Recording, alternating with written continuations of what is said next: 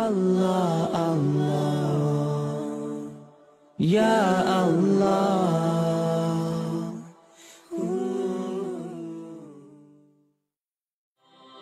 লাইফে আপনি কাউকে এভাবে ভালোবেসেছেন যে তার কথাই কম বেশি সবসময় চিন্তা করেন?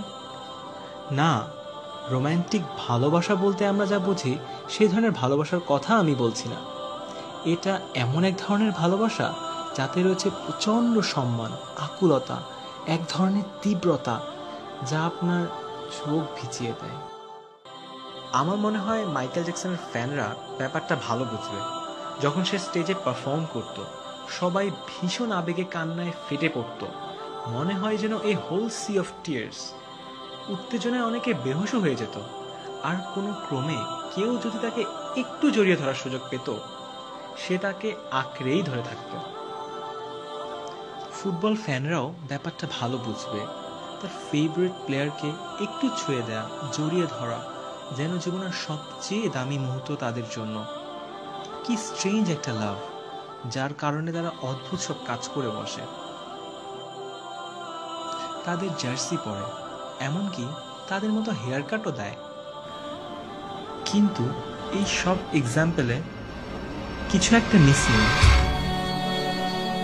তারা যে সকল সেলিব্রিটির জন্য চোখের পানি ঝরাচ্ছে, সেই সেলিব্রিটিরা তাদের জন্য কখনো কাঁদে কি? মনে হয় না। আর এই ব্যাপারটা সেই ফ্যানরাও অস্বীকার করতে পারবে না। তাদের জিজ্ঞেস করলে হয়তো বলবে, আমার ফেভারিট সেলিব্রিটিরা কেন আমার জন্য কাঁদবে? আমি এমন কে? What makes me special? আর যদি বলি যে এমন একজন মানুষ ছিলেন যিনি সত্যি সত্যি আপনার জন্য কাঁদতেন, আর এই মানুষটি মর্যাদা, খ্যাতি বা সম্মানে যে কোনো সেলিব্রিটি অথবা পার্সোনালিটি থেকে অনেক অনেক উপরে, তিনি হলেন মুহাম্মদ সাল্লাল্লাহু আলাইহি ওয়াসাল্লাম। তিনি রাত জেগে নামাজ পড়তেন, তার পা ফুলে যেত নামাজ পড়তে পড়তে। আর নামাজের মাঝে কাদের জন্য দোয়া করতেন জানেন? আমাদের জন্য, যেন আমরা ভালো থাকি। আর এই কথা ভেবেই তার চোখ ভিজে আসতো যে তারপরে আরো অসংখ্য মানুষ আসবে যারা তাকে দেখেনি, তবুও তাকে বিশ্বাস করবে, তার দেখানো পথে চলবে।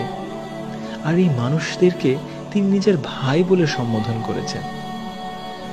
প্রত্যেক নবীকেই একটি বিশেষ দোয়ার সুযোগ দেওয়া হয়েছিল, যেটা অবশ্যই কবুল হবে।